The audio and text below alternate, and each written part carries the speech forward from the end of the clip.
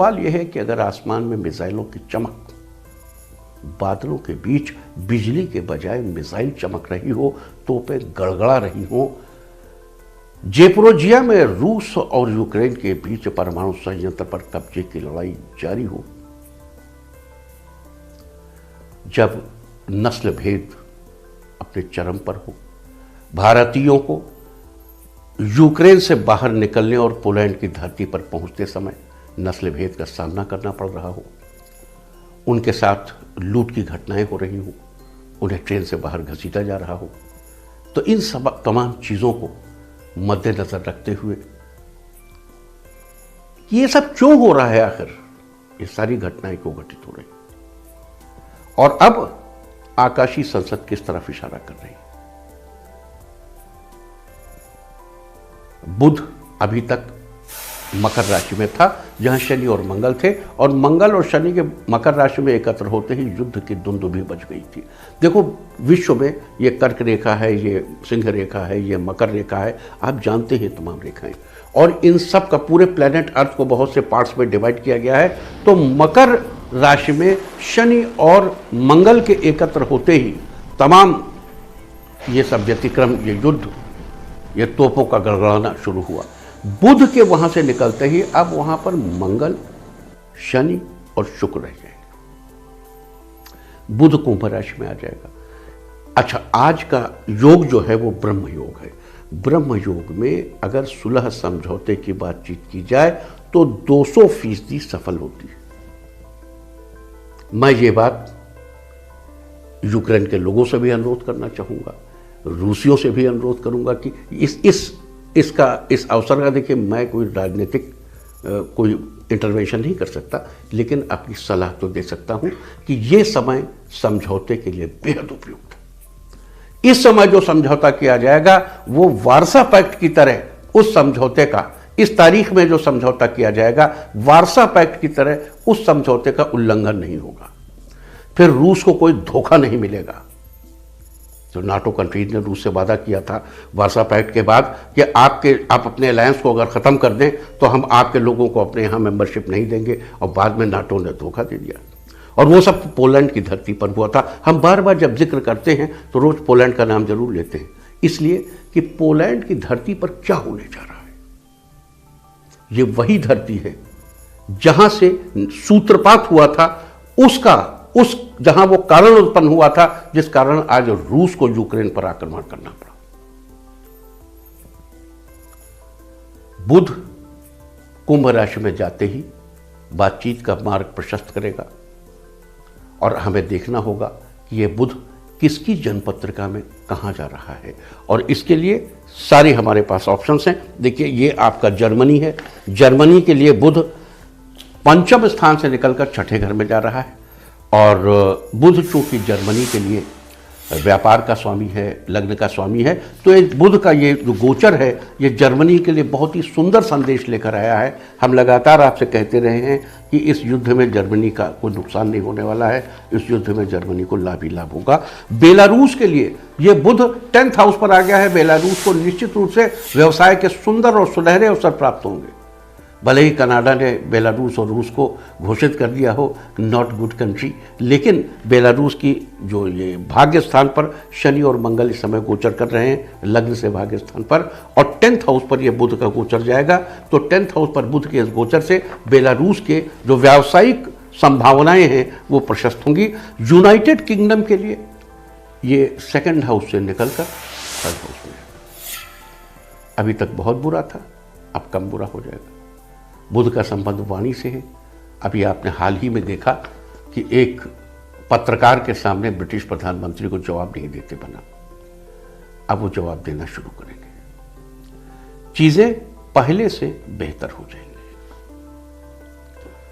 और पोलैंड की जनपत्रिका में बुध का ये गोचर छठे स्थान चंद्रमा का साथ छोड़कर, चंद्रमा उसके आविर्भाव के समय चंद्रमा छठे घर में था, इस समय वहां पर शनि है, वहां पर मंगल है, ये सब युद्ध शत्रु के स्थान पर बैठे हैं।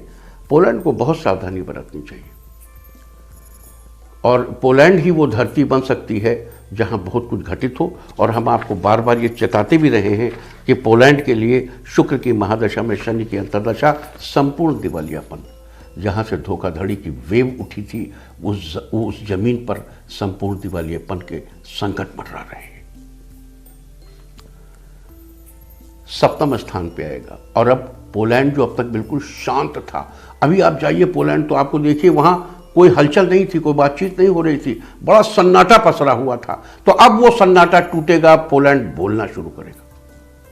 और इसी बोलना शुरू करने के साथ अगर उसने संभल कर नहीं बोला तो ये उसके लिए खतरा साबित होगा। और सेम सिचुएशन यूक्रेन की है, यानी यूक्रेन के भी छठे घर से निकलकर सप्तम स्थान पर आएगा। लेकिन पोलैंड और यूक्रेन में ये भी फर्क नहीं है कि पोलैंड की भी जो जनपत्रिका है उसमें बुध एकादश स्थान का और सेकंड हाउस का मालिक है, यानी मार्केश है और अकारक है। 3, 6, 11 के मालिक अकारक होते हैं। और यूक्रेन की जनपत्रिका में भी बुध उन्हीं घरों का मालिक, क्योंकि दोनों के लग्न एक ही है, लग्न सिंह है। यूक्रेन के भी बोल वचन अब बदल सकते हैं। अभी तक अगर गड़बड़ थे तो अब बेहतर हो सकते हैं, और अगर अभी तक अच्छे थे तो अब गड़बड़ हो सकते हैं, यानी बोल वचन में परिवर्तन होगा।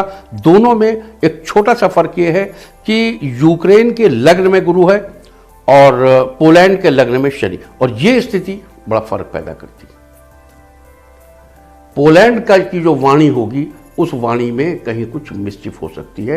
यूक्रेन की जो वाणी होगी वो अब बेहतरी की तरफ जा सकती है। लेकिन साथ ही हमें राष्ट्र नायकों की जनपत्रिकाएं भी देखनी होंगी कि उनके किस जन्मस्थान, उनके लग्न से सबसे पहले देखते हैं मांची ज़ेलेंस्की जी, जिनकी अब जिद तो नहीं कहूँगा, हाँ, लेकिन जिनके मतलब जो भी है, जिनकी वजह से कह सकते हैं कि ये युद्ध शुरू हुआ। उन्होंने मानी नहीं रूस की कोई बात, और रूस के लिए लगातार रूस की सरहदों के लिए खतरा पैदा करते हुए नाटो की तरफ अपना मूवमेंट किया। उन्होंने रूस से अलग होने के बाद वार्सा पैक्ट का भी उल्लंघन, बहुत चीज़ें हैं, बहुत सी चीज़ें हैं। लेकिन ज़ेलेंस्की साहब जो है उनकी जनपत्रिका में बुध राज्य से निकलकर एकादश जा रहा है। आवास में कड़क कुछ कम हो जाएगी, क्योंकि बुध थर्ड हाउस का लॉर्ड है और छठे घर का भी लॉर्ड है, और ये इनके लिए शुभ संकेत नहीं है।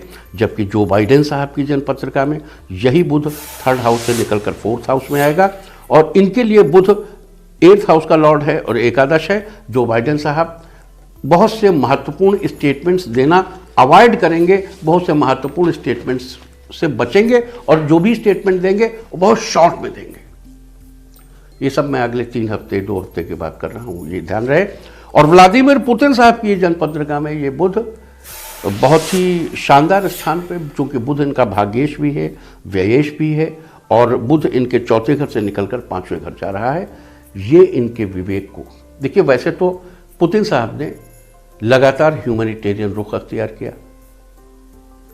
उन्होंने लगातार ये बात यूक्रेन को भी समझाई कि देखो भाई, ये आप हमारे लिए खतरा पैदा कर रहे हैं, और प्लीज़ आपको जो कर रहे हैं आप करिए। अभी तक देखिए 2019 में दुनिया के गेहूं का 20.6% रूस और यूक्रेन ने मिलकर के बेचा था, एक्सपोर्ट जो हुआ था।